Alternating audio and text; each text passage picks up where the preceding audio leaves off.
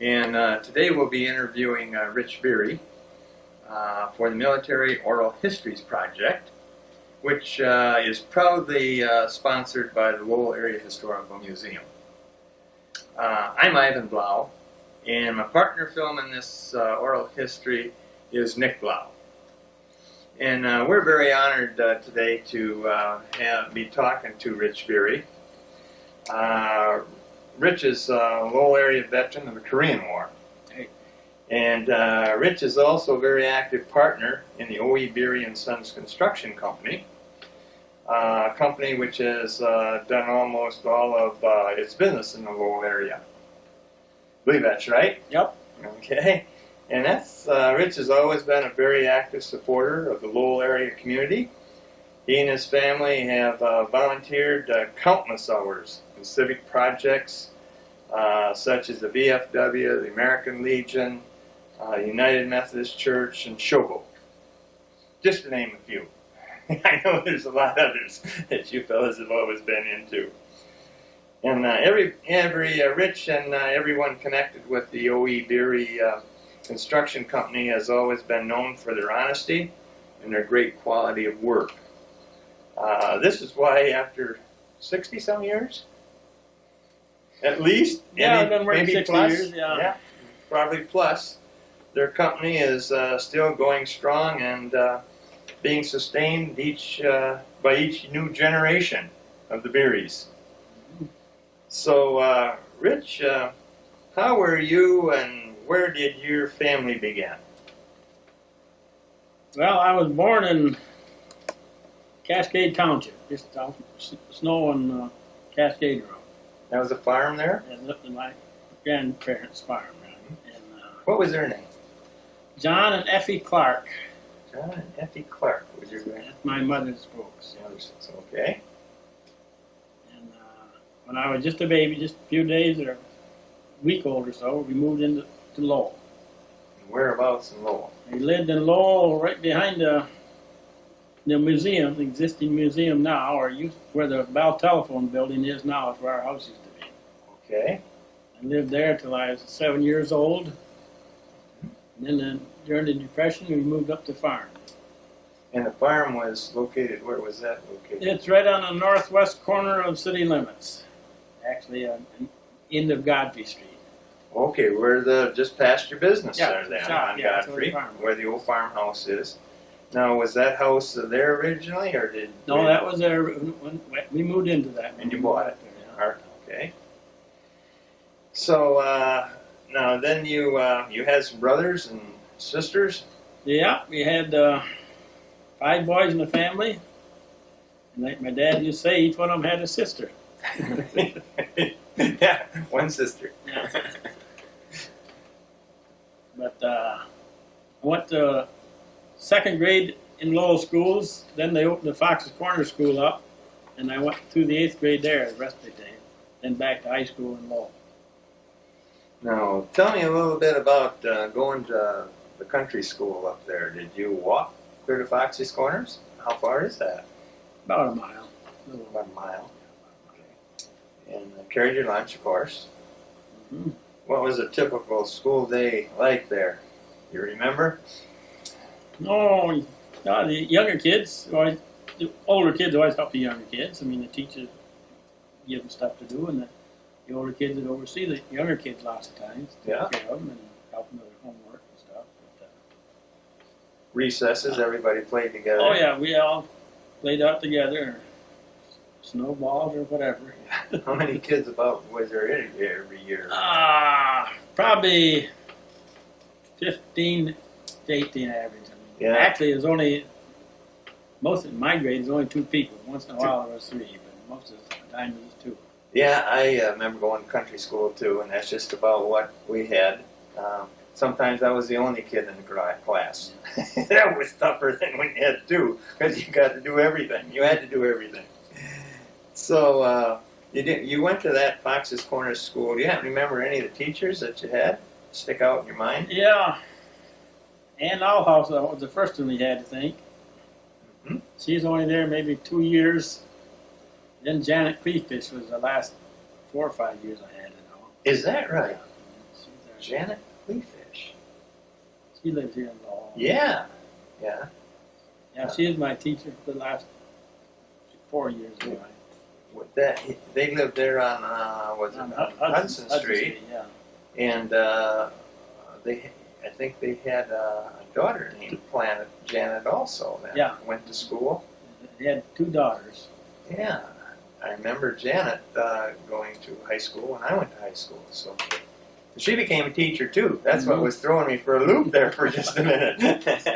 I knew you were a little bit older than I, and you sure shouldn't have had me teaching you. And anyways, so country school was, of course, what did you do? Did you work this Bieri construction business in the summer? Did you work with your dad? Or No, we worked the farm too in the summertime. And, Dad didn't work the farm as much. My uncle Gerald done the farming mostly. We worked with him. Your mother's name, you said, told me, I think you said your dad was Ozzy? Oswald. Everybody called him Ozzy. Yeah, I remember him as Ozzy. My mother's name was Addie. It wasn't Adeline, it was Addie. Okay, and that's really the way it was on the birth certificate Yeah. too, Addie. Okay. Anyway, your dad, how did he get started with this OE Bieri company anyway? He come by naturally. We kids just all went to work when they were old enough to work. I mean, when you're out of school, I mean, in the summertime, none of us boys went to college. Oldest sister did, but we all went to work. School. And your dad had some construction jobs then, specific jobs, or did he just work the handyman type jobs and keep you all busy, or how did that all? Well, he had to work. He done a lot of work for farmers. Okay. He built barn stalls. We put a lot of cattle stalls in, stalls for cows, stanchions. Oh yeah, We put sure. a lot of those in a lot of farms around here. And he done that for quite a few years. Then he went into some commercial stuff. Mm-hmm. I think the first decent sized commercial we done was probably the Pete Spearson, then in Dodge now. That was one of the first ones we done. Now that was a free. Wasn't no posts in the middle of it. It was a span building, wasn't it? Span, yeah. Long Which span. was a new conceived idea of small construction, doing that. Those were all wooden trusses, were they not? Yeah, round roof trusses. Round. Did you build the trusses, or did No, they were all. they got them bought? Bought. When did you first start getting excavating equipment? Because I know you did a lot of excavating. We got our first bulldozer in 1947. Okay. It was an Army surplus. Clark Airborne is the name of it. Huh? A little bulldozer, 5-foot blades on it. Huh. But before that, it was a horse and slip scraper. So Okay, so you drove horses for quite a while. yeah, Now, 47, you'd have been, you'd have been 20 years old. 20 years old then. So you drove horses for quite a while. Did you use a slip scraper? Yeah. So, okay, but of course when you're going to country school, you probably had some menial jobs. You weren't very big to haul a slip scraper around, because they could throw you right over the top of it, I'm quite sure. I've heard my dad tell about those things being kind of wicked. Yeah, it can be. Yeah. Um, I don't know if you want to get this in here Sure, now, but sure. I didn't grow till I was 21 years old. Yeah, it started growing When I then. graduated from high school, I was 5 foot tall, weighed 98 pounds. Yeah, so anyways, what we found then is that you went to high school, and where did you go to high school then? Lowell High Here School. in Lowell. Did you have any particular subjects that you I liked? graduated in 1945. That's Mhm. the year we burnt the school down. Oh, that's the year that burned down, huh? Mm-hmm. Now didn't that start in the shop area or Shop something? area, Down yeah. below? Bobby Gymnasium. See, that was the year before I started school. Was it? Yeah, I started in 45, but you graduated in 45, so I started the next year in 45. You got in the old school building, the burnt one, huh? Well, yeah, we were what was left of it. Anyways, so did you participate in any sports or anything? In school? No, I didn't. No, I'm too small for most sports. If they had wrestling back then, I'd have been a good wrestler. But Yeah, we never 98 did. pounds or less. You would wouldn't have trouble making weight, would you? And so that's that. No, my brother Ken, he done quite a lot of sports, like football and baseball. He did. Okay. So we had to do his chores when he was doing that. How did that set? It went okay. It went okay. Yeah. You're just glad to have somebody in family working that. Did you go to most of his games and stuff? A lot of them, yeah. Yeah. How were they? Were they a pretty good football team at that time? They said 45 was the last year that. I think it was. Finch, maybe? Or? No, I say that there's a championship. The last time the championship, it says it's 45 or something. Oh, okay. So they must have Just been recently, pretty yeah, good. they were good. That was Rick Collins down Beach and that games. Okay. Okay. Probably the old rivalry with East Grand Rapids was going strong then too. I think so, yeah. I know it was. Yeah. So, anyways, you graduated then in 1945, and you'd been 18 years old. And now this is 1945. That was winding down on the First World War was wasn't just winding down, yeah. it? And then you were you have to register when you was 18? I registered at 18 and I got out of high school. I was drafted. The last draft of World War II. The last round of the draft in World War II. And I was 4F because I only weighed 98 pounds. It's too late to get in, so you come back home. Now, you had to go down. Where did you go for your... Detroit for physical. Went to Detroit on the train probably Yeah. for physical. You didn't pass. You come back home. And what? Then you went to work for your dad? Mm-hmm. Now, what kind of stuff did you do during that time there for a few years? I think... Well, it'd be between 45 and 50. Mm-hmm. Well, 1950, the Korean War actually, sometimes it was called the Forgotten War, they tell me. And after that was after the Second World War ended, and Japan had surrendered in I believe it was 45. 45 to Japan. Yeah. And then 5 years gone by here. And then the U.S. and Russia, they had an agreement to flush out the Japanese out of Korea. And so that was really getting stormed up there. And so after these 5 years, I imagine they were looking for people again. Yeah, in the first draft of Korean War, and I'd grown up. I was 140 pounds then. You was 23 years old then. Yeah. And you was 140 pounds. So you went, you was called, and you had to go back again for another physical. Yeah, I went through it again. Well, I don't know if I went to Detroit this time or not. I don't know. Anyway, I was inducted at north of Chicago. And, the Great Lakes. Great Lakes was the name of the post, I thought, as far as I know. I mean, they said you went to Great Lakes also. Yeah. But anyway, that's where I was sworn into the Army. And then there's 5 of us from the Grand Rapids area. They pulled out as alternate for a filler group, another group shipping out. So when they got all done, there was 5 of us left here alone that they didn't need. So they gave us all our papers and train ticket, put us on a train and go to Louisiana, Camp Polk, Louisiana.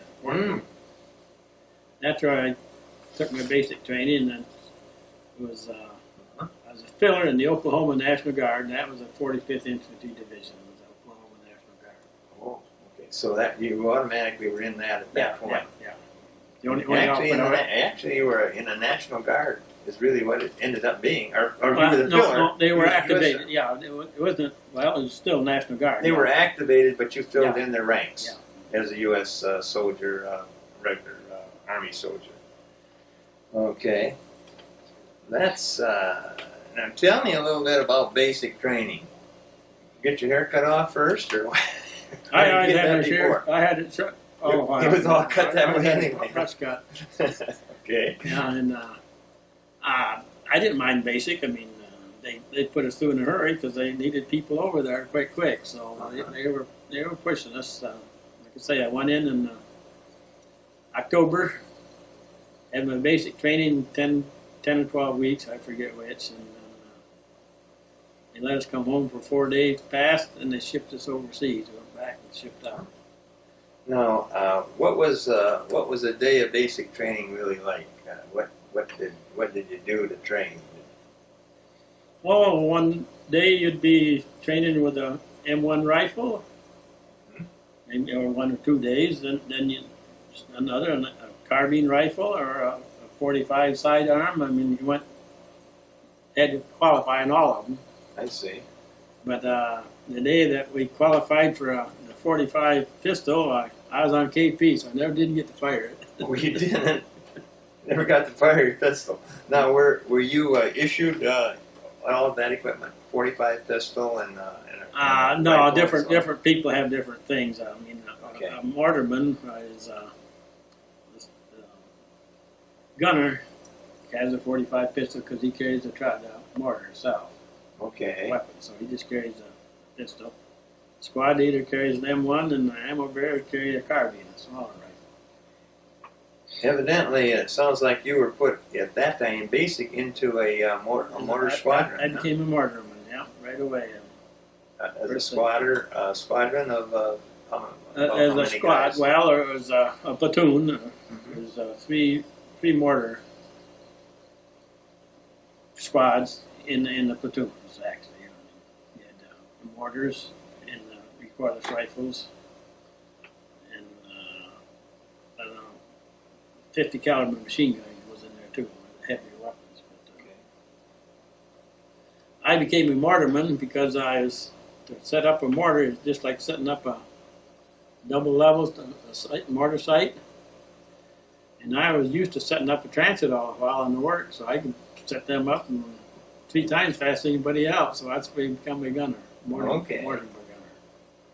That's that. Okay, yeah, from the transit on Yeah, the job that's and same as just construction. double sure. levels. Is all you got to do is Okay. level them. And then you could, from the different angles from that, after it's Yeah. leveled up, you could change your trajectory. And And now, then you got to practice with that quite a bit there, and during basic training, or not? yeah, we done an awful lot of setting up stuff. Didn't use much live ammunition. Didn't waste much ammunition in practice there, huh? Okay. Didn't trust us.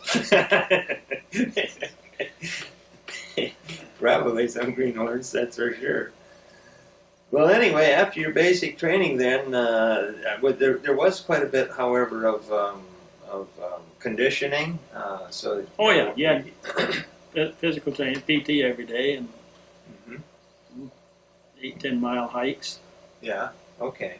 We never had too much full pack hikes, but we had a few of them. But, mostly Get you just to decide used to walking. Yeah.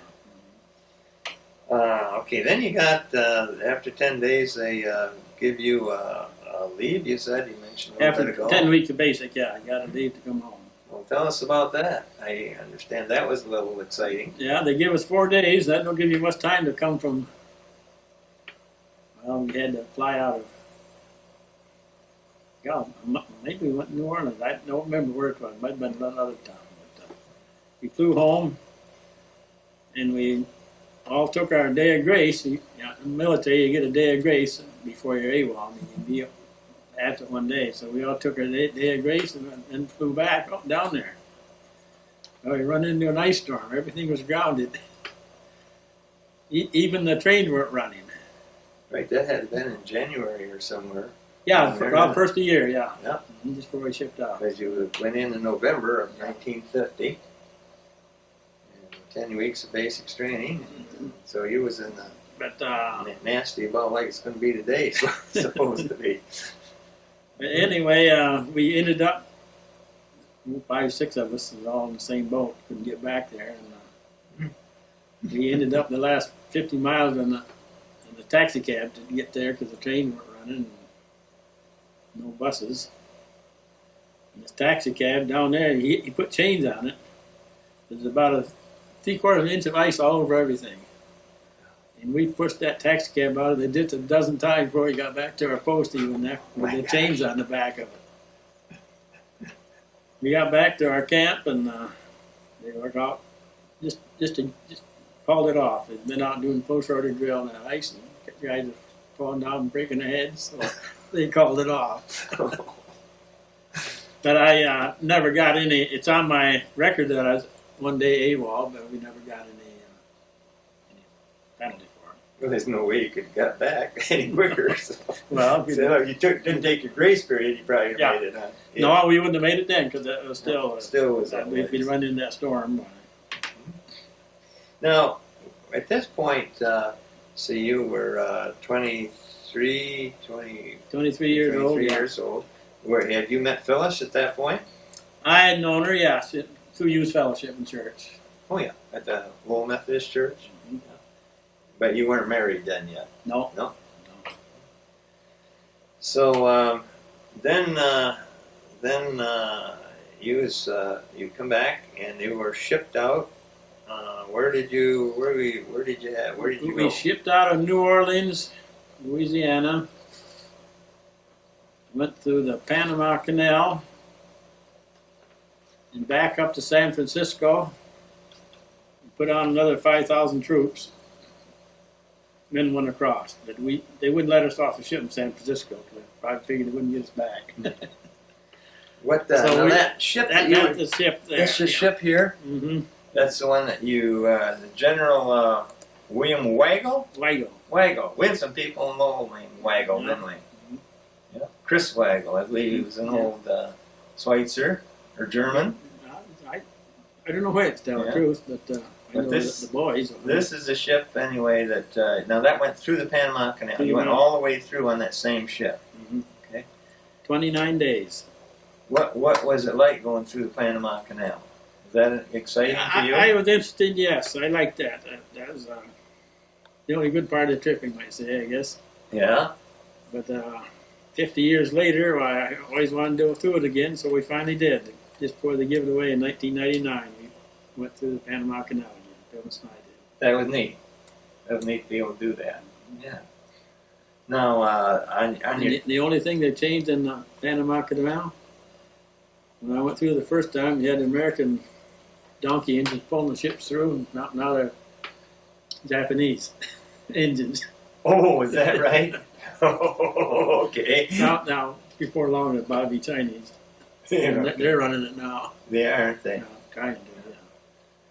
Now, so was conditions on the ship? How were they? Were they? Oh, it fed you, and you didn't have too much duty. I mean, there's a lot of time to waste, but I always spent as much time out on deck as I could. I didn't like being cooped up down the hole of the bunks 5, 6 high. Well, were they? Yeah. You only have about that much room to lay down. You can't Really? set up. And how many did you say was on that ship? Oh golly, I put another 5,000 on. They must have had 7,000 or 8,000 already, so probably had 12, 15, 12, 14,000, 12 people. Wow. Yeah. Now, were you? Okay, so You ate in shifts. I mean, not around the clock. But, would you have any trouble with seasickness? about 2 or 3 days out of Japan, we run into a storm, and I wasn't too bad, but we had an awful lot of them. They weren't feeling so good, huh? Now that was going over the rail. that was coming from San Francisco. Then after you landed in San Francisco, Yeah. you saw the Golden Gate Bridge in San Francisco, probably. Yeah, I saw it when they come back. Oh, you didn't see it on the way. I don't believe you we remember it. went through it on the way. They come back. Anyways, that got you going across. So you went across. Now, this was now the about the time that the Russians and the United States kind of got into they were in a agreement to go to Korea and to clean the Japanese out of Korea that were taken over to Korea. Communists are Korean, Japanese anyway, and the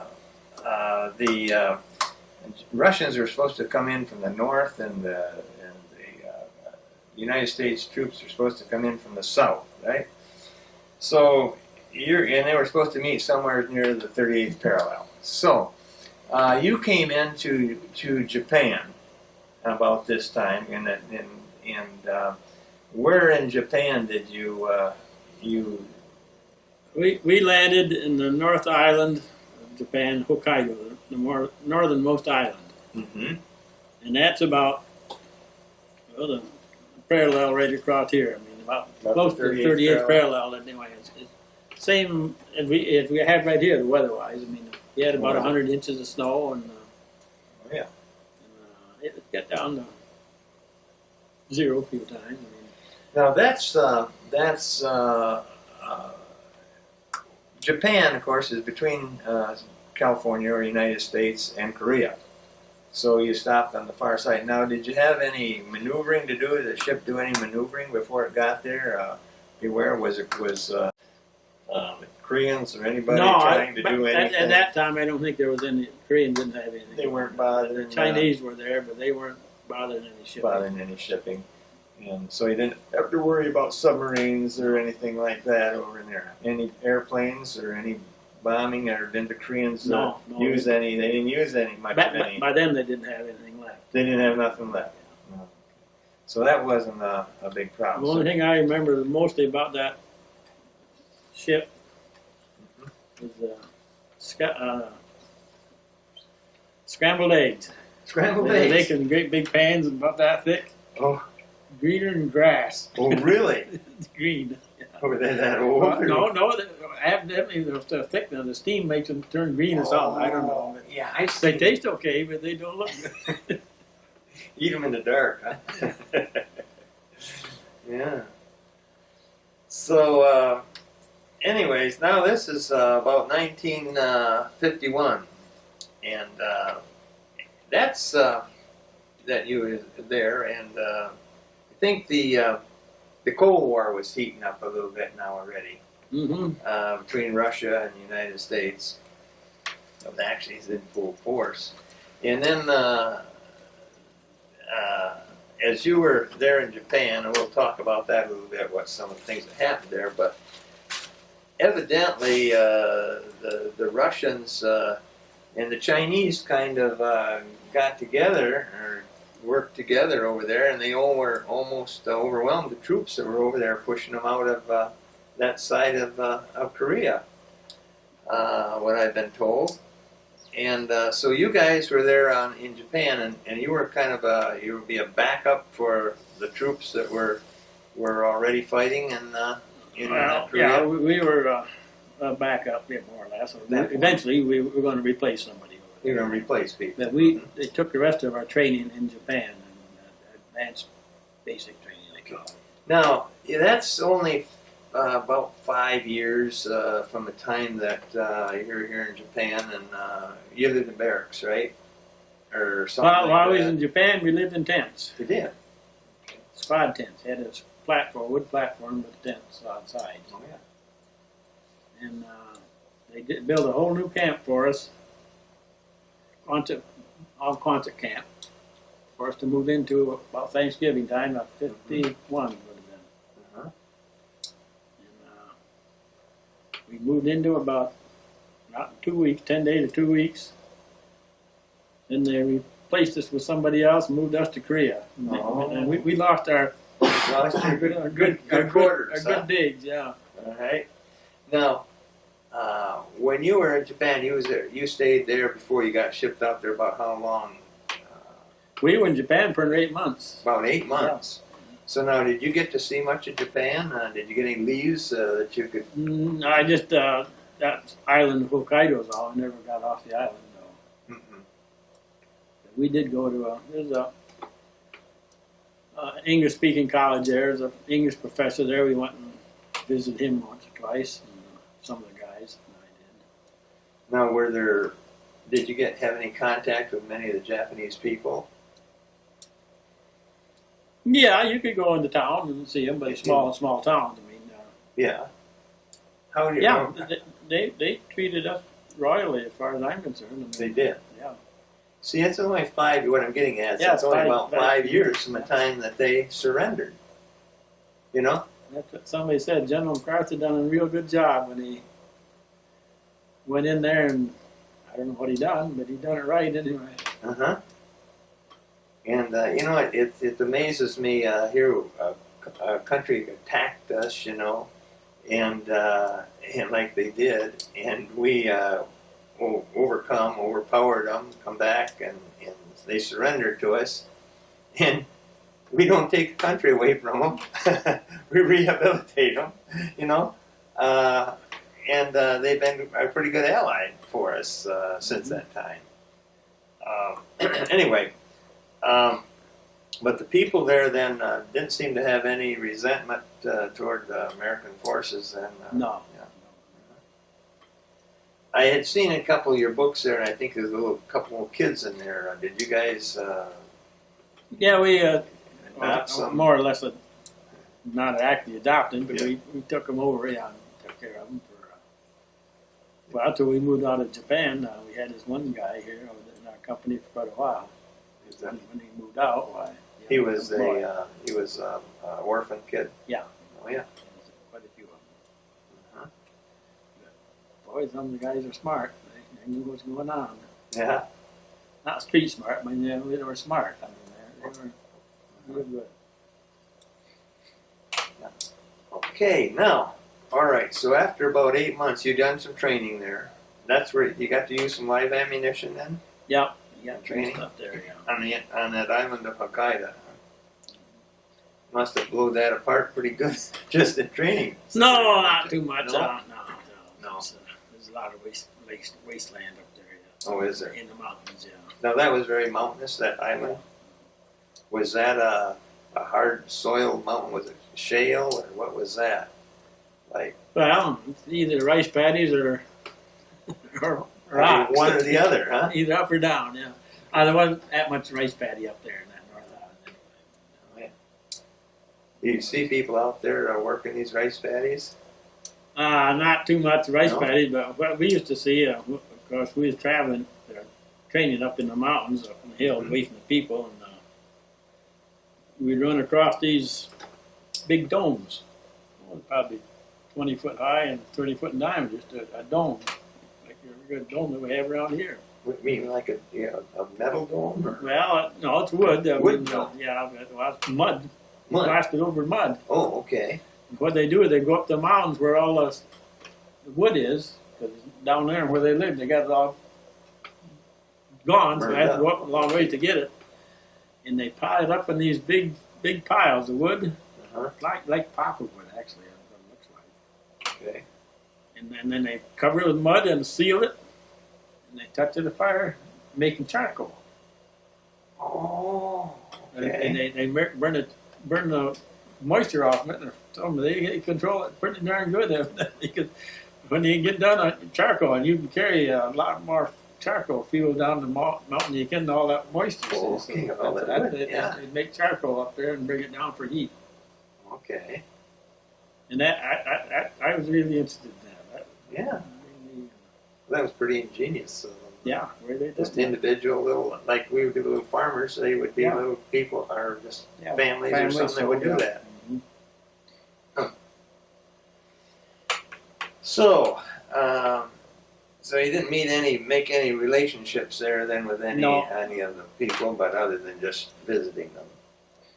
So you got pretty good then with your equipment there, most of the guys apparently. Mhm. And so now your turn has come to go over to Korea. So you ship out of, or you go by a boat out of there to where? Yeah, we went to. Like I say, I remember for sure if we come in down there, along here somewhere, but I don't Come in at the remember. bottom, come in somewhere along Yeah, I think we the come southern along part of And went South up, Korea. went up to it on the train. I'm quite sure. Came up on a train. And now this is when the United States forces are coming up. They just pushed everything back up to the 38th parallel from Busan was, and they've gone back up here to 38th parallel now. All right, this is the 38th parallel right across here. And they pushed up here. We did. Then they pushed us all the way back to Busan again. All the way down to Busan, way down here. Yeah, we just had a small perimeter around there for a few days. In other words, that everything he was retreating then. Yeah, our troops ended up down there one time. Yeah. So, what In was? the meantime, but before we come in, they pushed them back up here, and then they're sitting there. Okay, they've been pushed down here. Now, is that when MacArthur came into where Incheon or somewhere? No, he was up He that came up before here? that. Yeah. Well, that was before that. He come in here, yeah. Here. And he got him pushed way up here to the Yellow River, All right. and then they started pushing back. And they just overwhelmed because the Chinese, Chinese. and Chinese come in, they just. so many of them. Must have been an awful lot of them. Before I come in there, the Chinese been down there, and we pushed them back up to here, and that's where I come in, right there. Okay. Actually, most of the hard fighting was done. If that I mean, stuff coming back. Incheon Harbor and all that. I mean, Frozen Reservoir. This is where it was supposed to end right here anyway, wasn't it? Basically, Yeah, that's where. Yeah, original agreement that's was the to agreement. stop. Yeah. Here, the Russians are supposed to clean it to here, and the United States is supposed to. Now at this point, when this was coming back up in here, and you were working up in here, when the UN troops supposed to be in here helping? Oh yeah. Yeah. And did you see many of those UN troops? Every time I ever see any UN troops, when it's not hospital ship, is Hollander. Or Nor- Yeah. he is in the bed next to me. Huh. Yeah, I don't remember what he was in there for, but he sure made me mad. Oh. He's one of these guys who spoke in broken English, and he's one of these wisecrackers that was make you laugh, you know. I just had stomach surgery, and I didn't need to laugh. Okay, now this is when you were in here, you were on call quite often, or you would go out on patrols, or what would happen? Yeah, we'd get called out. We'd be in here, and maybe come out into the DMZ. And Tell us what the DMZ stands for. A lot of people don't. Demilitarized zone. Okay, was that staked out across there? It's an or? imaginary line between two mountains, actually. Hmm. It's a valley, but it's got hills and little mountains in between it. But it's a A lower area. yeah. Okay, but it has hills in it. It's within it. Yeah, the hills within it. Yeah. Okay. So now you've been working on, or been going back and forth here. Now we kind of got control of things back up to the almost to. We're this on the area. DMZ. Yeah. Now, are you just sitting there to patrol that now? Is that the general idea? Yeah. When the winter we were there, we were. Of course, I went in there, got it free about Thanksgiving time. Okay, that would have been in 51. 51, yeah, all right. And I was there, well, about the middle of January when I ruptured myself and went to the hospital. And how did that happen? Well, we got called out at 10 o'clock one night and didn't know if it was a dry run or if it was going to a live animal. So I was a squad leader then, a mortar squad leader. And, one of my ammo bearers is gone somewhere, I don't know. So instead of going without full ammo, I took double load myself, which is 120 pounds. And plus my other stuff, and then I climbed up on the sick to go out. Why then I ruptured myself. I'll be there. Did now this? You got an album here, and it shows a little bit about some of these. How's that? Like that. There. You see that, Rich? Mm-hmm. Now these are mortar rounds here, right? Right. Yeah. And each one of those. weigh about 10 pounds apiece. Okay. And you'd carry those. You said something about a saddle or something. Over your shoulders, front and back. 3 in the front and 3 in the back. Okay. And you took two, so that'd been That's- 60 pounds. You took a double load, Yeah, double load. Yeah. and that's how you ruptured yourself. Then I'm trying to get on get on a Truck. half track. Tough. Yeah. I was sick like that. Man, that must have hurt.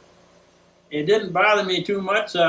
We went back and we back about 11:30 at night. It was a dry run, so we come back. Mhm. And, I state of the troops, I mean, I didn't come out, but when I got back to my bunker, why then it started really acting up, started Oh, yeah. to come out. So then they put me on a ambulance first, I guess. Oh yeah. Didn't want any helicopters up that way. I didn't need a helicopter anyway. So Bounced you out through the rough roads, huh? yeah, took the rough road for the train in Seoul, and they went from Seoul all the way down to Busan, the whole length of the country. All the way down from Seoul, which is right in here, all the way down to Busan over here. Okay, to the hospital. Anyway, back to just to digress a minute here. Well, as we're looking at these pictures, evidently this right here is a The mortar launcher, right? 60 millimeter mortar. Yeah. Is this one of you? This one of you guys, or this? I don't know, Probably it might is be me. I don't right know. there. But that was your responsibility. Yeah. Of carrying that and having that. I was a gunner then yet, probably. I hadn't become a squad leader yet. So, Oh, okay. So I had to carry no weapon. That was okay.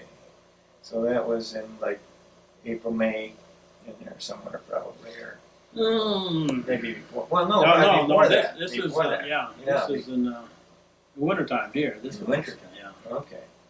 So it'd been early. We had early. some winter clothes on there, I think. Yeah. Okay. And you stayed in. Did you stay when you're out in here? You stayed in. Did you stay in bunkers or did you stay in tents or what? We stayed in bunkers all of I was in Korea. We never had any tents. Now is this is a bunker?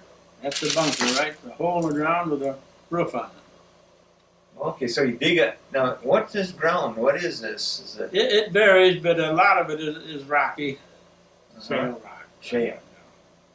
So you could chop it up. It wasn't like rocks like we have here, though. Right? No, it's Kind of like layers. come out in layers. Yeah, shale. You could pick it out, and so you could dig a deep old bunker like this. Maybe what it looks like it would have been about. Well, you done half digging and half sandbag usually. Okay, so go down maybe Yeah. 4 feet, Yeah. and then nail sandbags back up here. Then what did you do? Put something over? Find some logs, put a Uh-huh. roof on it. Then some pine boughs. Okay. Then if you're lucky, you can find a shelter half, a tent half, or something to make it waterproof. Oh, you mean for a roof? Tarp on it. Tarp, Yeah. yeah. And then put Then- dirt then- over then it? sandbags on top of it. Okay. Okay, to make for protection from Yeah, shrapnel yeah. and stuff. Getting that. Okay. So that's what a bunker And was like. it insulates it pretty good too. Mm-hmm. This up here, I'm just digressing to this picture up here a little bit, but this must have been that little guy. That's our you- little Henry, yeah, our Henry, that's his mascot, name? yeah. that you had in on the island there in Yeah. Japan. Okay. That's kind of neat to have a picture of him. Is that what you? Yeah, it looks like you. Probably. Okay. Then yeah, you can see the tents behind there. So that was before you got your Yeah. your Quonset. Okay, so now you got on this train. They took you back down here to the hospital, and you how long did you? What kind of care did you get down there? I put on a Danish hospital ship and had my surgery on a Danish hospital ship in Busan Harbor. Oh, out here in the I harbor. was tied right up to the shore, it was. Okay. But, it rocked Yeah? when the ship go by. And the beds on the hospital ship are hung on chains. Each end they had, Oh. so they'd swing. Uh-huh. Mechanics almost, huh? And did you get pretty good care then? They, there's all Danish nurses, no one could speak any English. They had a Navy liaison guy that'd come in every morning and check everything out, and any questions or something, and we could ask him anything, ask him stuff, and he'd find out. Evidently he could speak it maybe, I don't know the language. But anyway, their supply ship hadn't come in yet, it's late, so they didn't have much food and supplies on hand, so. This Navy guy would bring 100-pound potatoes in the morning when he come. And we feeding us beans with little holes in them. Where the worms had crawled out, huh? Oh my God. That's about all we ate there for a day. Ooh, that was good for your hernia. But anyway, they patched you up. They done a there. good job. They haven't had any trouble since. Must have known what he was doing then. So then how long were you there? I was only in the hospital for probably 3 days is all. 3 days. Then they put me on I still don't remember if it was a ship or a plane to go to Japan, a hospital in Japan, Okay. southern end of Japan. Sent you back over to the southern end of just Japan. across. Yeah. Only what? Across the bay there, huh? 50 miles or something. About 50 miles to Japan from Yeah, it Korea, wasn't very far. Well, Okay. the closest island isn't that far away there. Okay. And And I was there in a hospital doing calisthenics, feeding us good chow in the hospital there. uh-huh. And about 6 weeks I was ready to go. I was all healed up and everything, ready to go. And the doc looked at me, he said, yeah, he says, if you're going anywhere but back online, I can let you go. He says, that kind of surgery, if to go back online, you got to stay off 3 months. So I stayed there another 6 weeks, Okay. eating and working hard, and went from 140 to 175 pounds. This 98-pound weakling all of a sudden was 175 pounds. Well, that wasn't all Yeah, bad. I don't think there's any pictures of me in there. You must have had a new uniform. Bobby did, yeah. So, okay, now you got your time in there, and you were then shipped back up to join your company again, or your Platoon, your platoon. Yeah. Same guys there yet? Yeah, yeah. Now, this just to refresh our memory here a little bit. You were in the 180th Infantry Regiment. Regiment. It was the 45th Infantry Division. The 45th Division, Infantry Division, and then you were in a company also, a special company, K Company. K Company. And how many people in a company approximately 150, 170, somewhere in there. in that area? Mhm. Now, at this time, were you, what was your rank about at that point? I guess I might have been a sergeant and went in the hospital, I guess. Sergeant, when you Just went to the hospital? First, I mean, the first sergeant. 3 stripes is on, no rockers. Okay. And so now you're back there, and now we're getting into the spring time. Must have been Yeah, I April. went to the hospital about the middle of January and I come back Easter Sunday. Easter Remember Sunday. that? Come back for Easter, yeah. So now what was your duties? Well, I was still a squad leader, I guess, as far as I know. But just before I got back, they'd take my duffel bag because I'd been gone 3 months. They only keep about 3 months. I guess that's a rule of thumb. I don't know. They kept all of my duffel bag, and every time they moved, they take it with them, keep it with them because they don't plan on coming back. Uh-huh. About a week before I come back, they'd taken my stuff and divided it all up. Oh my gosh! I figured I wasn't coming back, so I had a pair of nice boots that had a zipper sewed in them, so you could get them quick on, off and on. Oh, yeah. Second lieutenant was wearing them. Oh! You couldn't get them off him, huh? I did try, but They issue you new stuff then, huh? yeah. But anything I had is all gone. I didn't have any souvenirs much, but I mean, a lot of other stuff. I missed that.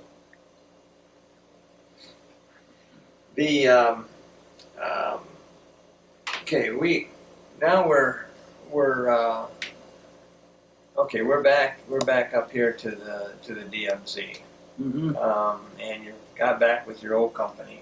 I missed half of the winter. Missed half the winter, and we're just getting into. Okay, so you were right along the DMZ here, and Rich, tell me a little bit about how did you know where the DMZ really was when you were out here, like in the It's field, more or less a wide valley between 2 mountains. and no signposts or nothing that No, says. nothing. this is- There's some pretty good sized hills and mountains out in the middle of it too, in the middle of the DMZ. Okay, And I don't know how many miles wide it is. 20 miles, maybe. I forgot. we think it is that wide. Yeah, it's quite huh? wide. It Yeah. is quite wide. Okay, so you'd have to patrol that to see that people weren't coming across it or setting up fortifications on it, right? Yeah. There's not supposed to be anybody in that zone, right? Right. In there. And so here you guys are out here waiting here. I suppose there's observers and so on watching what's going on here. And what did they come back with? Well, our observers, we was an outpost mostly as far as going out in the DMZ. Why we didn't travel out there very much. Mm-hmm. Didn't have to. Yeah. But I was in the observation post most of the time, and just keeping looking out for everything. And Watching over it. Uh-huh. they would throw artillery at us every once in a while. All what from April through in the wintertime they'd throw artillery on us. About 2 or 3 rounds a day is all, not much, but just enough to keep you awake. And then we had tanks down the valley below us. We was on the ridge, there's a valley below us and a valley in front of us. And we had our own tanks that come up on the top of the ridge and shoot across to the Chinese over in the other valley, or the other mountain. And our tanks would come up there and shoot, and then they'd back down over the hill again, and then you'd call artillery in on us. That's all they do is bring up. And you can see them because of big cloud of smoke, see the dust when they shoot. Okay. So the enemy could see them real good. So they'd come up there next to our bunker and shoot a couple rounds and back down and take off and leave us hanging there with our artillery rounds. We all got a big kick out of it. One day, this tank back down the valley, 5.25 mile, down off this hill, down the hollow, and he'd traveling back and forth and the road down the bottom there, kind of. The artillery rounds falling right along. They had an observer watching it. So he didn't bother us too much after for a few days. No, that was a Chinese Artillery, yeah. artillery. Yeah. Now, what this was all like the same as it was where you dug your bunker in there. It was all shale and This is all shale rock, yeah, Okay. and it's been beat up enough so it digs a little bit, but not very good. Okay, so you would get sent out on patrols up in here if they'd spot something or something happening, or how would they know other than seeing it? Could you hear them out in there? Well, we had this combat out in the, I don't want to get into that now. Sure. It's 3 big hills out in the middle of no man's land. 3 big hills or small mountains. And they're probably half a mile away from us, from our line. You had about a quarter mile down, another quarter mile back up. And we could hear the Chinese out there digging at night, digging in the rocks. Oh, yeah. You could hear it about half a mile away. You hear it clicking away. And That would be on the DMZ. In the DMZ, yeah. And the wrongs where they weren't supposed to be. Yeah. Okay. And they were digging in there because they're going to try to push a little bit farther south and get a little more land for themselves. And that's what it'll amount to. It'll amount to 2 hoots and hollers as far as I'm concerned. I mean, Yeah. wasn't anything there worth 2 cents. I mean, it's nothing but rock, mountain. Yeah. And anyway, well, in the middle of the afternoon, the division headquarters told us our 3 companies, KL and M, I guess, yeah. They had 3 big hills or small mountains out in the middle of this no man's land. KL&M companies. Yeah. 150 men apiece. Yeah. Okay. And the division just come right from the top, the division, and they said, take your ammo and a canteen of water. You're going to put us out there at 2 o'clock. You'll be back, take the hill, and they'll be back at 6 o'clock that night. So that's what we done. We went out there, and they tried to give us smoke. We went out there, so they couldn't see us, but too windy, it didn't do any good. So Smoke bomb type thing? yeah, the Oh, smoke. okay. Well, it's artillery smoke. Artillery shot it. Mhm. But it didn't do any good, so they could see us. We was coming down this all kind of hogback down the ridge and then down the bottom and back up to the other hill. And they had us pretty well zeroed. The Chinamen knew what they were planning, and they had it zeroed in pretty good. When we were going down there, I'd bring back the rear of my platoon up. I had a medic with me.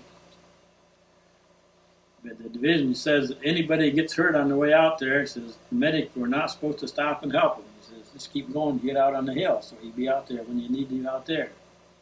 And the division is going to pick any wounded ones up on the way out. On the way back, when they come back, you mean? No, Oh, the division. they're supposed to come out and pick up the wounded ones down the valley, you might say, Oh, behind you. before you get the hill. Yeah, Oh, okay. before you get there. This all I see. happened before you got out on the hill, and so they were supposed to pick them up, and I guess they never did. I don't know. But, anyway, I was down the bottom of this hill. And my medic was with me, and around hit behind us. Something hit me in the shoulder, knocked me down the shell hole in front of me. I thought it was shrapnel, but it might have been just a rock. I don't know. The medic, he pulled my shirt back and looked at it. He says, "Well," he says, "you got no blood, just a bad bruise, so you'd be sore." But, so we kept on going then. But if we hadn't have been knocked down in this shell hole, the next round hit right where we'd have been. Right, if we hadn't been knocked down, we'd have been right where the next round. Because they had to knew where they was putting them in. Yeah. But anyway, then we got up on the hill, and I couldn't figure why they didn't pound as hard when he's going up the other side of the hill, but they didn't. Until I realized that they had their own Chinamen underneath that hill yet. That's why they didn't pound it too hard. Had their own And the China. Chinamen were under this hill where we were going. They were in tunnels, Oh, they had trenches. dug. Yeah, They had dug in yeah. tunnels in the top of that hill. Bunker. Well, holes. right holes right in through them darn mountains. They go. And then so that they could come up on the inside or come up and come out of those on the inside, just like an old woodchuck would do. Yeah, that. yeah. You could And, come and out and inside and an outside entrance. When you got on this hill, the Chinamen had the trenches all dug for us. They had them dug in a triangle shape. Dug for you guys. Yeah, for themselves. Well, you thought it was for that. Yeah. And my mortar was right. Had a wide spot in the trench, and set my mortar up there, and had to fill up a tunnel or trench first, and a tunnel. But I was holding the ground is all it is. And the first thing we done in our hill is we took the logs and rocks and everything else. We couldn't plugged up all the holes. And my mortar was sitting right on the edge of one of them, actually. And every once in a while, after night, we weren't sure there's anybody under there. We just wanted to make darn sure that there weren't. So, Yeah. But come find out there were some people there underneath it yet. And we didn't made darn sure they didn't get out anyway. So, but that night, then is where we got. Everything happened after dark. I mean, we were there pretty much. We didn't have any such a thing as night vision much then. So. But everything was flares, splitting up with flares. And I don't know what time it started, but right after dark, they started coming after us, at us. That's from on the other hill. Coming up the other hill, up the other valley. Toward you. Yeah. Yeah. Okay. And the way it was, it's coming up the draw. We couldn't see them. There's about 25 yards from our own trenches. 25 yards 25 away. yards before you'd see the paths. That's less than a third of a football that's field. pretty far, 25 yards is pretty close. And so, like I say, you didn't need an M1 rifle, a carbine, or a pistol is all you needed there. But anyway, that the way it went that night, it went on all night What long. was you doing now at this point? I had my mortar with my squad was shooting flares. They had a C-46 flying around upstairs dropping flares. Mm. And the artillery was shooting flares too from 12 miles back. 12 miles away. Yeah. They were shooting flares out there For to us, illuminate yeah. that area. Our hill, yeah. And when everything go dark, then we'd light it up. We had mortar flares. That's all we did have that night is flares. I mean, that's all they planned on Okay. doing that night. Now that was you and you had your about six guys with. Yeah. Your 3 or Five. 5 or 6 5 guys with you. Done that. Okay. And my gunner, I was a squad leader then, so I was supposed to carry an M1 rifle, a heavy one. Okay. And that night, my gunner was having trouble. We had 3 different rifle companies around this hill. We had to get light flare to them. Okay. You'd call and want flare on one certain spot, certain company, and so By radio. yeah. Uh-huh. And so my gunner was having trouble setting the tripods up, moving around, and I said, he says, you I took my gunner. I must have been ammo guy, because my gunner was still helping me. I said, you take this M1, because that Chinamen were coming right just over the hill from us. I mean, 25 yards 25 away. yards away. Wow. And I said, you take this, and he says, I'll help him shoot the flares. So what I done, I took the tripod right off the thing and held the barrel to the flare to get in a general direction. He didn't care where it was accurate or not. So that's what I done all night long. That night is shoot flares and keep the place lit up. And it wasn't funny, but the Chinese wore a light khaki cap, just like a baseball cap. The flare just shined up like a neon sign. Oh, really? Yeah, You showed them just- right off. yeah. Wow. Must have been scary to look out there and see a whole bunch of them hats coming, huh? Yeah, and What were they doing? They just crawling along, or were they? no, they were walking, running, They were walking? running Running toward trying to get away from them. Right. See, we were calling in artillery that was getting most of the Chinamen for us. Mm. We was calling in variable time, we call it DT. It was variable time. They shut it off any height above the ground you want, 10 feet, 15 feet, or whatever. Okay. And we had them blowing them off at 50 foot above the ground about. So you get a better spray that way. you might Well, say. yeah, look, they're 50 feet above the ground, and you you- guys are you're 25 yards apart. 75 feet away. And so- 20 and 12 miles away, they're shooting these things, and they're missing you guys and hitting the enemy. Yeah, and our artillery observer got hit, so one of my rifle squad leaders was called in the artillery, and he says, bring him in another 10 yards. And the guy says, they're shooting at you now, you damn fool. Mm. But it did. They did. That's what saved their neck. They come do a good job. And, Come in within 15 yards of you then, pretty well, close. no, that was 25. We're 35, Well, 25, okay. before that. But we that's never still- got more close than 25. But, Wow. that's, you have to say, then you still overlap a little bit, but not much. Mm-hmm. And that went on all night long. They communicating with flares. One flare would stop the artillery, and the other one would start it, or vice versa. I forget which is which. But so when they flares went up, they were either going to come or they're going to start hitting us with artillery.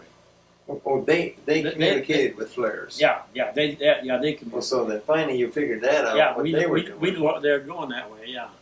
Mm-hmm. But we could, when their flares stopped, then we'd start our artillery. And, when they started coming, we knew it was coming. And say we had we had wounded guys. We weren't shooting, but jumping right in the trenches on top. Chinese. Chinese, yeah. Wounded Chinese were coming right in on your Yeah. your trenches. Good Lord, what did you do with them? Well, we had a big squad leader. He picked them up and throw them out in the shell hole. A shell hole outside. Outside the tent, about 15, 20 feet out is all, yeah. Just drag 'em Great out big there? shell hole, he just picked them up and throw them. Of My gosh. course, they weren't very big people, some of them were. I mean, Yeah. but they were injured or wounded. I mean, they didn't have any weapons, or we wouldn't have Oh, they let them didn't- out. We they didn't have any we weapons, wouldn't got them got that close. Well, I wondered. No, we had to. Oh, in other words, when they got wounded, they throw their weapons down and come and jump into your they try trenches to get away from get away the, from that artillery, yeah. the artillery. Mhm. Oh. But there was at least 25 people in that shell hole, and I don't know to this day what happened to them. probably all died maybe, I don't know. They just draw blank. Didn't want to know. They no. We estimated we had, I didn't count them, but 2,500 Chinamen the next morning around us. 2,500 laying out on this hillside. Yeah, just not, probably 100 yards from our line, yeah. Just over that hill is where they got most of it. God. Yeah. But that wasn't the worst of it. Uh-huh. A company that's on our flank, we were on one end of the hill, one hill on one end, and the middle one, the company in the middle hill there, must have been the L company, yeah. Another 150 people. 150 people probably. L, M, and K, K. L. You were K. I was K, and this L was in the middle, I know, yeah. They're the one that, after, that night they come out, they didn't plug all their holes up. So they didn't figure any Chinamen under the hill there. And they come out after dark and bayoneted the whole company. All 150 of Well, that. 130 Yeah, or whatever. Yeah, whole company, yeah. And they didn't even know they were beside them, probably. They didn't know they were underneath them. No, they were in the tunnels. They come out. And, so the next night, half of our guys had to go over and cover their hill, but we didn't get any. I lucked out. I got to stay on my own hill. I had to go and see all the slaughter over there. So. Gosh. That's an awful. But when we first got out of this hill, I lost my one squad leader. I mean, my buddy. He got a piece of shrapnel right under his helmet. Killed him instantly. First guy I ever saw dead. I mean, dead. And that guy is still Steve Day every time you hear taps. Yeah, I bet you do. Yeah, that's of your Yeah, close another squad leader. squad leader. Yeah. Three martyrs. He had no one. Now, okay, so now that was two nights. Two nights. The third night they got us off the hill. Well, I didn't tell you this. I don't know if you know it or not, but I was coming down off this hill, down the valley. Coming down, going Going back. back, now? yeah. We'd Okay. been replaced. The other company had come out, was coming out to replace us. And we Yeah. beating them. We were coming, and they were going. And they were coming, and we were going. You were all going in kind of single file. Yeah, single file. It's kind of just like a ridge. It's a hogback. Okay. And that's why the artillery didn't bother us too much because it hit offside. It wouldn't get you. I mean, it wasn't a flat area or down the valley. It'd get you, but it hit offside. It'd blow off the side. It wouldn't get us too bad. My gunner was going ahead of me, going out on this hill. A round hit offside the ground on him, and it flipped him out and got somersaults. The concussion. Yeah, this concussion No. didn't hurt him, but Okay. it did done the complete somersault. He's carrying the mortar, my mortar, Oh my gosh. and he went up in a complete somersault. He landed on his knees or on his hands and knees and got up and kept on going. Didn't hurt him a bit. Gosh. But that same night, though, later on, after he got out on the hill, one guy got his leg blown off. He lost his leg. And this gunner of mine helped carry him back down the valley and up to the other side. He came out of there. And he's two of the guys that are at my reunion when I went there 2 years ago. Oh, were they? Yeah. You had some times to relive too, didn't they? Mm-hmm. Now, is that where you were coming down the hill there? Did you met another company coming up? Yeah. And I met Curtis Osmer. You remember him? Curtis Osborne. Osmer. Remember the He's name. from Maida. He went Okay. to law schools there. Uh-huh. He made on Rod Street, my age, I guess, about 47. Okay. And he was in the company that was replacing me. I was at the bottom of this hill coming off the hill, and he was at the bottom of the hill coming up. We met at the bottom of the hill. I recognized him. Is that right? We spoke about 2 words. We weren't standing around talking too long. No. This was in the daytime? Yeah, it was Okay. in the middle of the afternoon probably was replacing us. Okay. But anyway, I said, keep your head down, and that's about all you can do, and something like that. And he went on up, and he got killed that night. They lost the hill that night. Is that right? Division. You got off the hill just in time. Yeah, Yes, sir. we wouldn't have probably survived another night there. That was the 9th then of June. Yeah. So now you're back. Have gone back off the hill. But there was 3 nights in and days in up there, and now you're back down here a little ways away from. Yeah, we're still on the DMZ. You're right on it, well, though, huh? I mean, our Close anyway. Yeah. down over the hill. So. So now what's your job there now? Well, we're just picking up the pieces and trying to decide what they're going to do with the rest of the company. I think the division was or regiment. I don't know who's. Yeah, because you've lost one whole company. We lost one whole company, and well, about a third of my guys were gone too, hurt or injured or something. And their time was up, so they had the points in, so they could go home. That's what most of them was. Oh, so it was time for them Yeah. to Yeah. ship out. Okay, Their yeah. time was in. Yeah. Okay. But I was 3 months in the hospital, so I had to stay another month longer there to get enough points. To Oh. hospital, you only get half as many points you do in combat. Oh, okay. So that 90 days only gave you 45 days of actual time, huh? So you had to stay another month, okay? Now, Yeah, then they made me, and I decided the first class before that, I guess, before this combat, about the same time, I guess. And they wanted me to stay there in this month before I was to ship out. They made me an offer. They says, we'll give you a battlefield commission, or make me a second lieutenant. And he says, if you go on for 6 months, he says, well, you'll come out a first lieutenant. But for a career guy, it'd been a good move. But I wouldn't. you didn't want to be part of being a career Army person, huh? So I turned it down, and they let me come home after that, shortly. So then, okay. So that got you, you got your time in about 45 days here. You just kind of. Well, we were doing the same thing we were all the while. So on the outpost watching stuff. This is summer now, though. Yeah, huh? yeah. So you didn't have to wear the big old heavy No. boots, huh? You told me something about some Korean boots that they had out there. I remember Korean boots here in the winter when us guys were working. Everybody was trying to get a hold of Korean boots because they were warm. They were real good boots. I So, got them in December, I guess. I had them before I went to hospital for about a month, a little more. You could sure keep warm in them things. You could walk all day long and your feet be soaking wet, they'd still be warm. And before that, you had just regular old Army Army pack shoes. pack shoes. A lot of How would you pack. keep your feet warm then?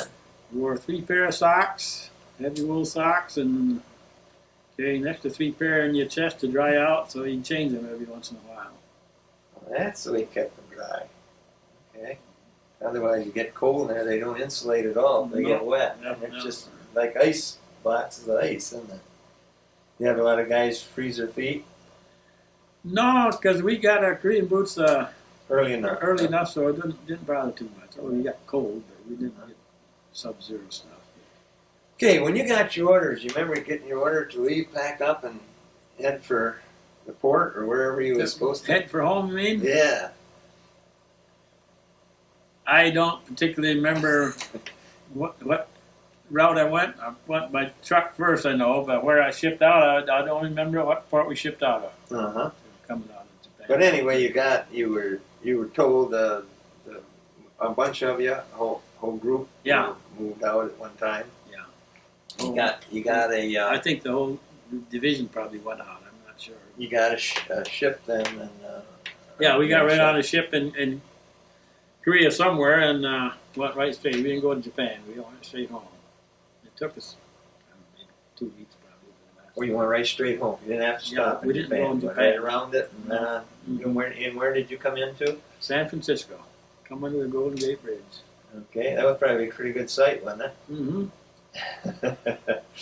Now, Then they put me on a train and shipped me to Camp Carson, Colorado. It's Pikes Peak, oh really? Carson, Colorado. Okay, And that's where I was let out of the Army. that's where your discharge Discharged. was from Carson. Okay.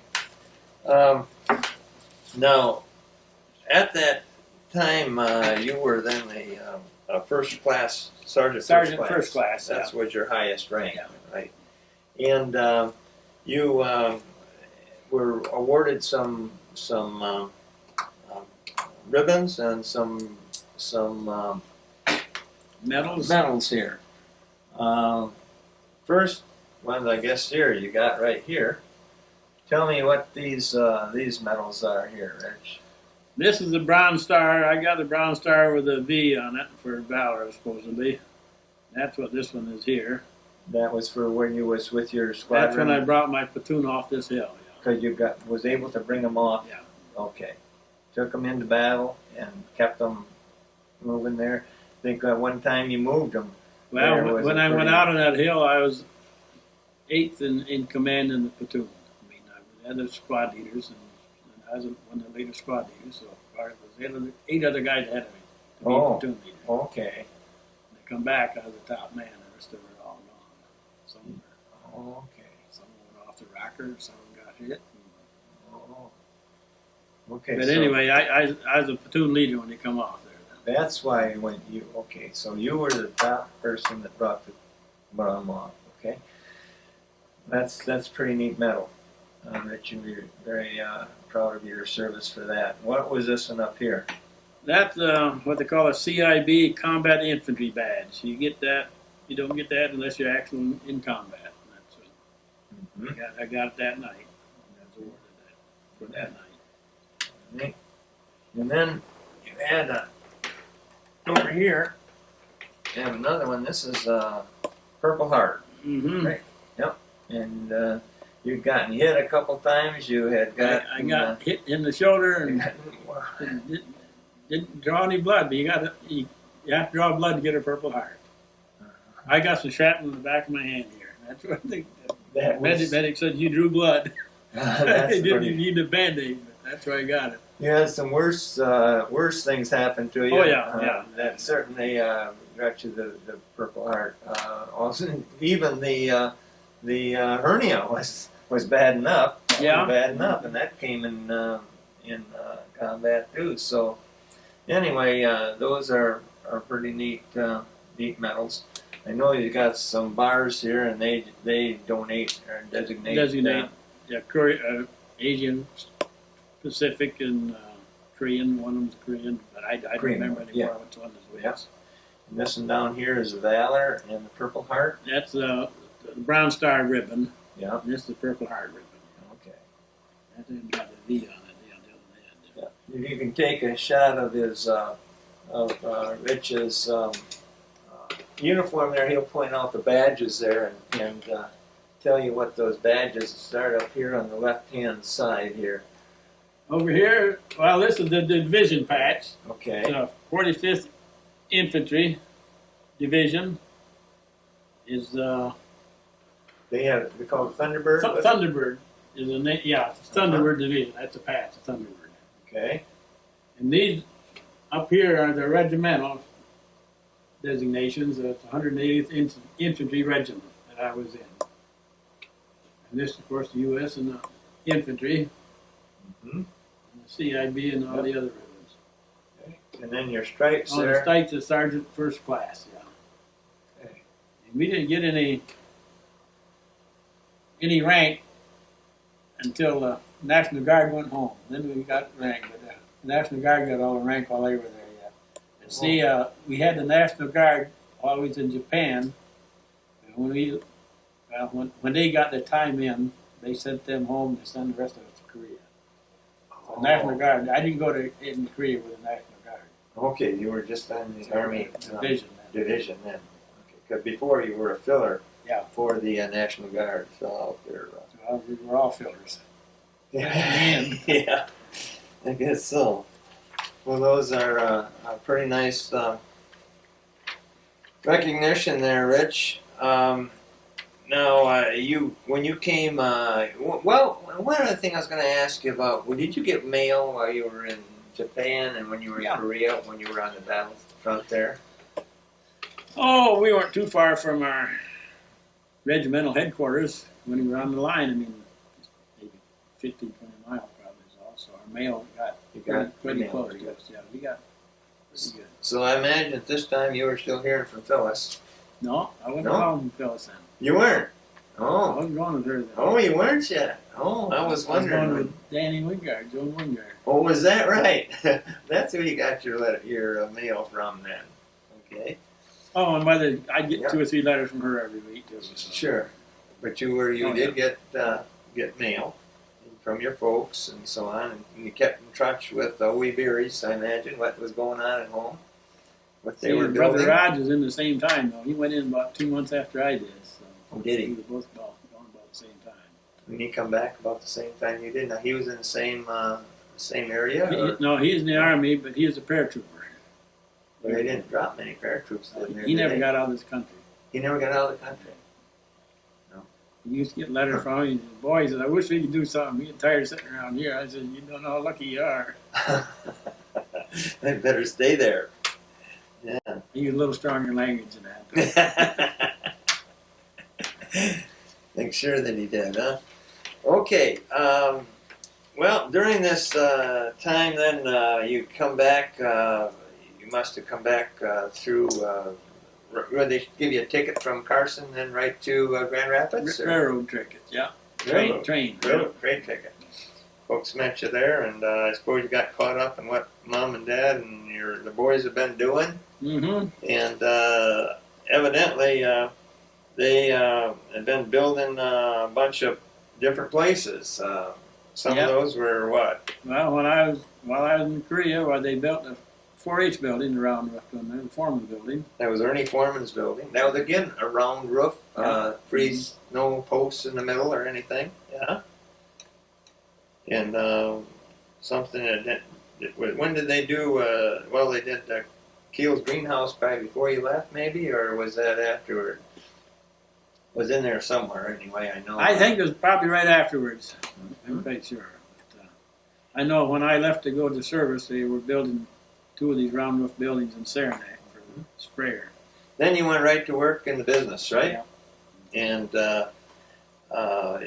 Wetman's clothing store that burned down, and that was one of the buildings that we Bieri built. I know. I don't remember, was that 53? I don't know the date. It was after I got out of high school in '49. Had to be very close to 53 or 4 in there It somewhere. must have been right after I come back to Yeah. service, my guess. And Atwood Corporation. Mhm. You guys did a lot of work down there. Did you? Was that the first part of Atwood? Yeah, first building. Your first building in Atwood down there. Their first building was 425 by 475. Poured floors in there all winter long. Isn't that? Yeah. That was a lot of cement work. Sure was. And you didn't do it with Ready mix. no. ready mix, we, did you? We mixed our own then, yeah. Mixed it by bags, gravel and bags, and Of course, they had the mixer and everything all inside and yeah, heated. covered. That was neat. And then you did the Ed building at the United Methodist Church. That was 62, wasn't it? I Yeah. believe it was about a year later than there. So you guys have been awful busy. You built some houses. You built your own house, didn't you? Was that after you? Yeah, it was after you come back, of course. Yeah. And Ken built one. Did he build his before Well, you? the day I come home from the service, Ken was pouring a basement floor in his house. For his In house. his house. Yeah. Okay. Up there on Lincoln Lake. Mhm. And you built soon after Right that? next to it. Well, Phyllis and I were married in 53, December of 53. We started a house in the spring, Uh-huh. moved in the following December, Okay. 54. And then you went on to have some children. Yeah, we had 3 daughters and 1 son. They're all still in Michigan. Okay. What was their names? Just barely. Okay. What was their names? Janet, our oldest, she's a pharmacist, and she owns her own drugstore up in Onaway, up by the Rogers City. Uh-huh. Jenny, she didn't want to go to college, so she went to work in the bank. She's been down here 30 years now. And Nancy is the youngest daughter. She's a nurse practitioner, a neonatal nurse practitioner. So she works at Butterworth Hospital. Mhm. And our son Dale, he works in the business. So he's a part of the business. And you, when did you retire? You haven't retired. Oh, I got tired. I retired when I was 65. That'd be 12 years ago. Okay. But you still got a chauffeur's license, right? I'll still work every day. I worked this morning. That's great. Well, Rich, I'll tell you what, Nick and I just want to thank you personally for your sacrifice of 2 years of your life. Actually, Actually, I was drafted for 2 years, Ivan, but I only served 21 months. well, that's close. That's close enough. I had my points in, and they sent me home. He said, let you out, I'll still re-sign you. Well, I'll tell you what, it's because of veterans like you, Rich, that served and you've done your part, and in all the past wars that the veterans have done that to make it possible for us to build businesses here in this country and to raise our families under a blanket of freedom. And it really is kind of sums it up for that whole, that all the veterans that have done that. And also on behalf of the Lowell Area Historical Museum, we want to thank you very, very much for sharing this experience and the time to participate in this oral military histories project. I appreciate it because we got to get it down, otherwise we're going to all forget it. That's right. And the other thing that I want to thank you so much for, Rich, is for the many times that you stepped up and volunteered, not only yourself, but your company stepped up and volunteered for projects that went on in this community. Because I can remember many times you bailing out the showboat, or if I had something that needed to be done on the showboat, I'd call Rich or one of the Bieri brothers, and they'd come over and bail us out, help us get things done. You volunteered many, many hours on the United Methodist Church works that you've done there. And I can't go on and mention as many things that you fellas have done. Yeah, we don't hold a ball to what you've done. Well, we've done, oh yes, many. Because it was always, when I was going to do something, I would ask you to help me. Talking showboat. And it was fun, always fun working with you, Rich. And I really appreciate this time you spent with us. We appreciate it. Thank you. You too, Nick. The following oral military history project is a series of documentaries in association with the Lowell area men and women who proudly served and sacrificed part of their lives to preserve the opportunities for all of us to build our businesses and raise our families under a blanket of freedom. For reservations and more information, contact the Lowell Area Historical Museum at 616-897-7688.